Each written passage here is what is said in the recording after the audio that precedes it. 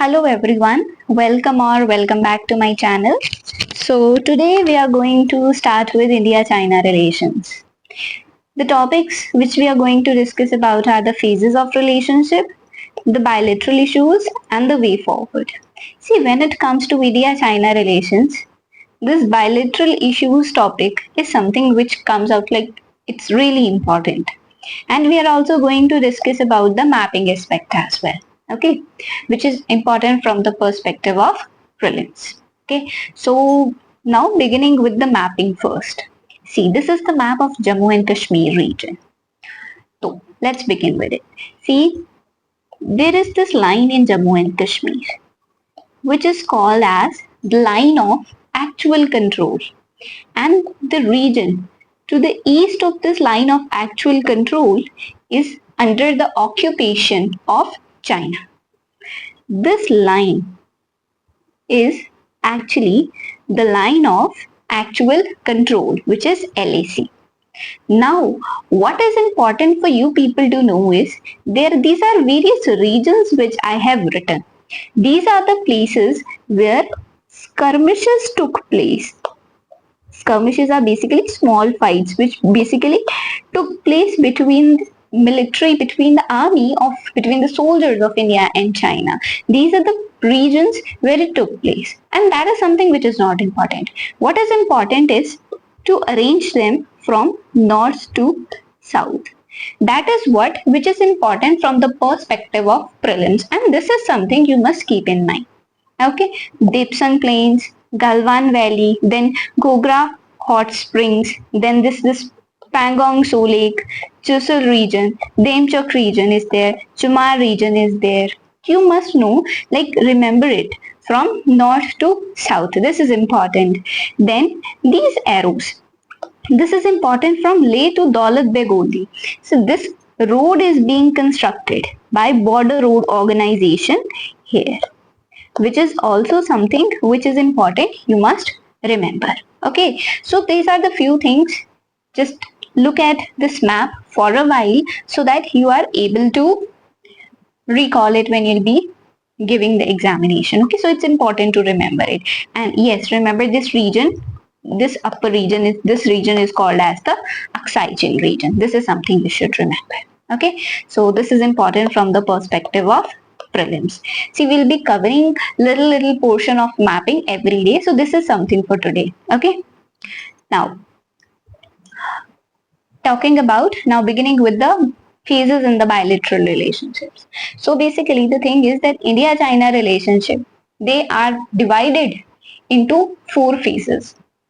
These phases are 1948, 47, 48 to 1962, then 62 to 88, 88 to 2014, and then 2014 onwards. These are the 4 phases which we will be talking about. 1948 to 1962, the relations were good. This phase is called as phase of appeasement. Then in 1962, there was a setback in the relationship because a war took place between India and China. Then in 1988, there was the attempt started for the normalization of the relations, and 2014 onwards, we are going to talk about the present phase of relationship. Okay, so now we are going to discuss about these in the detail. Okay, so 1947 to 1962, phase of appeasement, and during this phase was the slogan given, the Hindi Chini Bhai Bhai. So this was the, basically we can say, the slogan which was given at that time. Policy phase of appeasement. Now what happened was on April 1st, 1950, India became the first non-socialist bloc country to establish diplomatic relations with the People's Republic of China. Okay, so India became the first such country to establish the diplomatic relationships with China. India insisted on China's membership in UNSC. In 1954, this Panchsheel Agreement, which was signed between the two countries, and under this Panchsheel Agreement, Tibet was actually recognized by India as the Tibet region as a part of China for the first time. It was in 1954 that it was recognized. And what are Panchsheel? This, when we are concerned, like when we talk about this name, Panchsheel. So basically it is something, 5 principles are there under it. So what are these 5 principles? One is mutual respect for each other, territorial integrity and sovereignty, mutual non-aggression, mutual non-interference, equality and mutual benefit, and peaceful coexistence. So these are the 5 points. You must remember these 5 points because these come really handy while writing few answers. Like we'll be talking about them further on and moving forward as well, when we'll be talking about few regional organization. Even then we'll be talking about these Panchsheel principles, and you must remember these 5. Okay, so because these principles can be used in various answers, at like we in essay we can also use these principles. Okay, so you must remember it. So in 1954, this Panchsheel agreement was signed between India and China. Now, what was the reason that this phase of appeasement was there?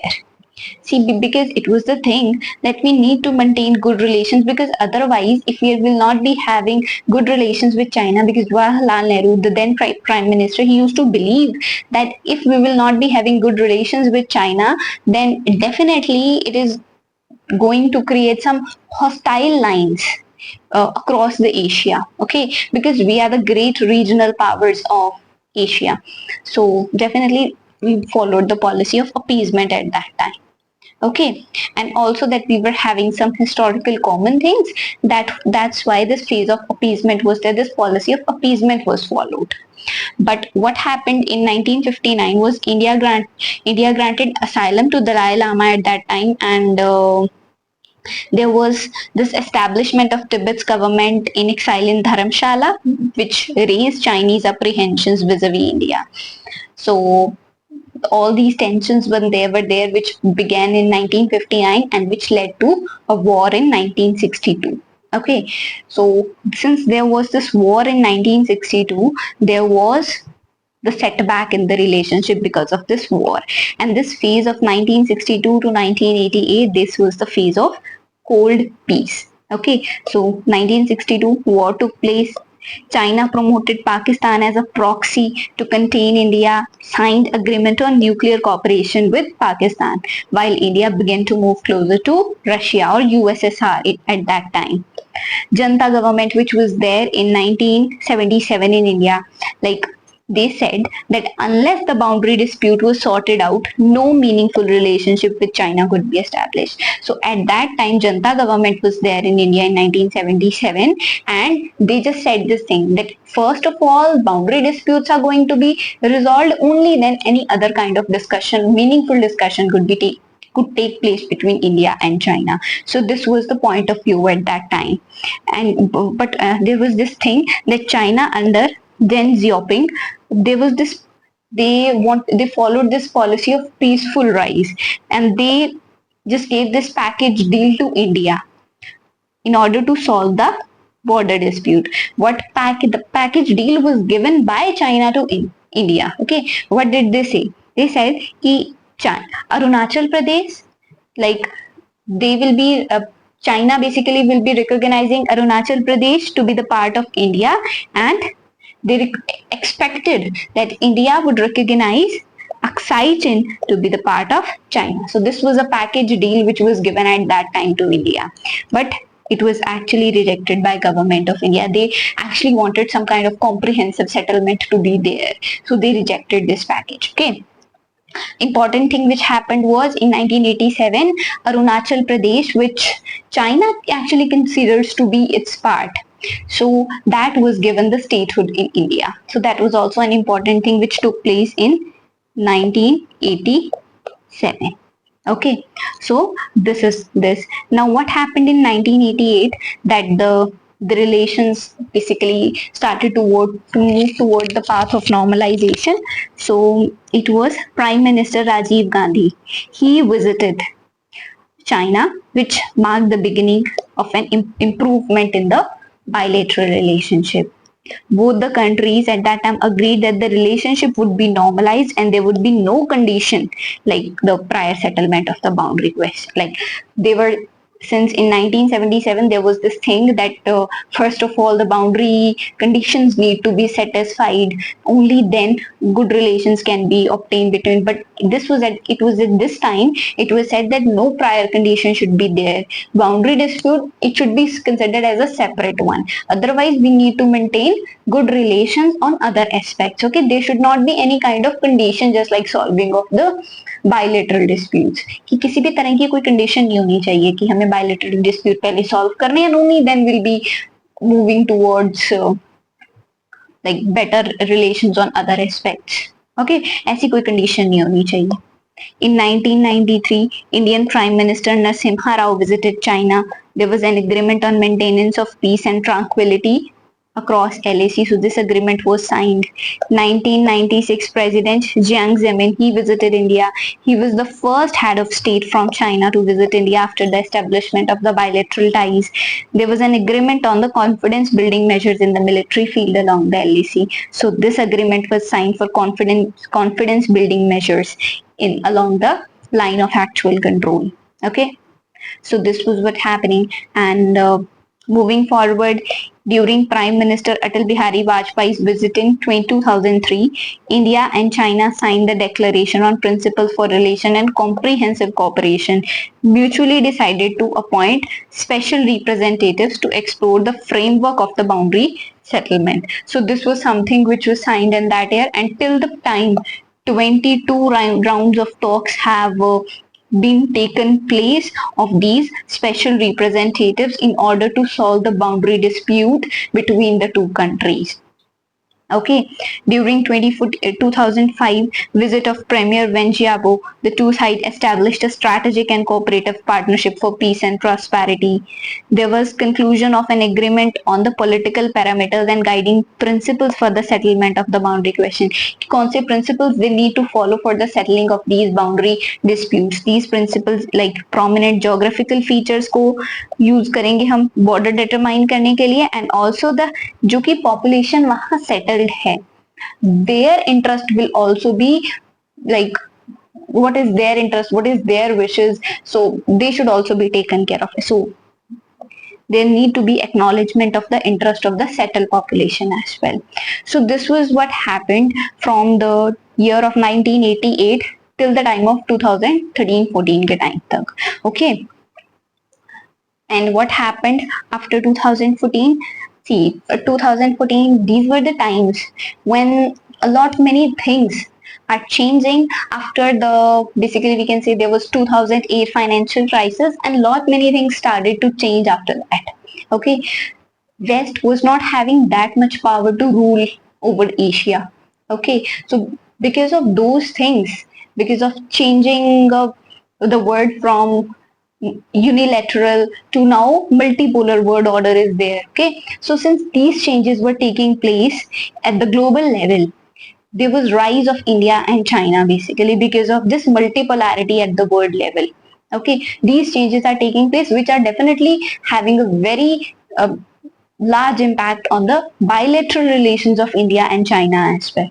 Okay, so there are various areas of cooperation as well. And yes, definitely there is this competition as well between the two countries. Okay, because the thing is, the two countries, India and China, these are the regional powers. Okay, when it comes to the Asia continent, these two are the regional powers. And when it comes to that, there are definitely areas of cooperation, but along with that, there are areas of competition as well. So this phase 2014 onwards is marked by both the things. Okay. So over the past decades, India, China, so a little bit talking about the areas of some cooperation, they have expanded, like India-China relations have expanded and diversified through several high-level visits. So high-level visits are taking place. During President Xi Jinping's visit to India in September 2014, the two sides redefined their bilateral engagement as closer developmental partnership. 2015 May, Prime Minister Narendra Modi visited China, held meetings with their president. Okay, and after that, Prime Minister and the president of China, they held their first informal summit in Wuhan in 2018, and the second informal summit took place in Chennai in 2019. So these various high level summits have taken place between India and China. Okay, but yes, definitely the bilateral relations, they were affected because of the skirmishes which took place along the line of actual control in eastern Ladakh in May 2020. Since I was showing you the map, I've shown you various places like be it Kalwan Valley or be it Depsang Plains. So these were the various regions where actually these skirmishes took place between India and China along LAC. Okay, and because of that, definitely impacted the relation between the two countries. But yes, another point is that special representative mechanism on India-China boundary question. It was established in 2003. We have talked about it, and 22 round of talks have taken place, and 22nd actually took place in this took place in 2019 year. Okay, so this is about it. And yes, definitely there are regular exchange of cooperation in water resources. They have been maintained between India and China. Expert level mechanism to discuss the interaction and cooperation on the provision of flood season hydrological data, emergency management, and other issues regarding the trans-border rivers, which was set up in 2006. And the 14 meetings of these expert level mechanisms have taken place, and the last one held which held in 21st June and 2023. So this is the cooperation which is related to the water resources. Various high level meetings have taken place between, and along with that, these were there various, we can say, along the sidelines of various other summits, be it of SCO, be it of BRIC summit, various along the sidelines of these summits. There have been meetings of our prime minister and the president of China, so they have met at that times as well. Okay, so this is about the areas of cooperation or the region, like areas where the two countries are cooperating with each other. And along with that, there have been various areas of competition as well, like China's opposition to India's membership of NSG. Okay, nuclear supplies group. We'll be talking about it in a great detail as well. Then more than 2 months of standoff in Doklam in 2017. In 2020, which skirmishes which took place, and there were various kind of skirmishes which took place in Tawang region as well, and definitely these are the regions where various skirmishes took place between the two countries. Then CPEC, China-Pakistan Economic Corridor, was recognized by by China as the third pillar of BRI. Although India said that India was against it, India did tell about its security concerns because of CPEC, because it was portion of it was passing through the Gilgit-Baltistan region of India, which India considers to be the part of it. Okay, so since the CPEC, China-Pakistan Economic Corridor, passes through this region, but still, despite of India communicating its security concerns, China did consider it to be the third pillar of BRI. So this is also one of the area of competition. Then border skirmishes, we have already uh, talked about incidents of violations of ceasefire, Chinese troop crossing over to Indian side in Ladakh and Tawang Valley. We have talked about it. Then also when we talk about the Indian Ocean region, there is this string of pearls policy of China. We'll be talking about it as well. Then also there is the surveillance ships of China. This was Guangyan 5 ship was there. So which was actually along near the Hambantota port. It was there. So which is actually a threat to Indian security. So surveillance ships are there in the Indian Ocean region, especially on the Hambantota port of Sri Lanka. Okay, so which is also a kind of concern for India. Okay, so these are the various incidences of competition, and also there is this one more thing, that there was banning of various Chinese apps by India as well. So this was also there, although it was said that it's because of some of the security concerns, but yes, this is also an area concern between the two, or area of competition between the two countries. Okay, and there are various things I have already told you people about, that how China is a kind of creating kind of problems for India when it comes to the various neighboring countries which are actually the influence of India. China is trying to have its more influence, especially when it comes to the Indian Ocean region. So that's also kind of area of competition between the two countries. Okay, so these are the various things. This is about the phases of relationship, how in the beginning there were good phase, after that there was a setback, after that there was path towards normalization, and at present recent phase, yes, this is a kind of phase where yes, there are areas of cooperation as well, but there is competition as well. Okay, so both the countries are competing with each other as well. So we have talked about all these things. Actually, see, people, what is important for you is you must remember about the Panchsheel principles. A lot many things are there which might not be important when it comes to the prelims perspective or from the mains perspective as well in these phases of relationship, but it is important to know about them. History, definitely history is so that we can easily understand how the relations are now and how they have changed from the past. This is important to understand, although this is not very important from the perspective of mains, but yes, it is important to understand these things. Okay, and definitely the map which I have shown you, that is really very important from the perspective of prelims. And from the next class we'll be talking about the bilateral issues which are there between the two countries. We'll be talking about how there are the disputes which are transboundary disputes are there between the two countries in the various sectors, be it in the eastern or western or it in the middle sector, what kind of disputes are there, and other bilateral issues, because when it comes to India-China relation, bilateral issues are definitely going to be way more important than any other question. Okay, so we'll be talking about that in the next class. Okay, so that's all for today. Thank you very much. We'll see you in the next class. Take care of yourself. Bye bye.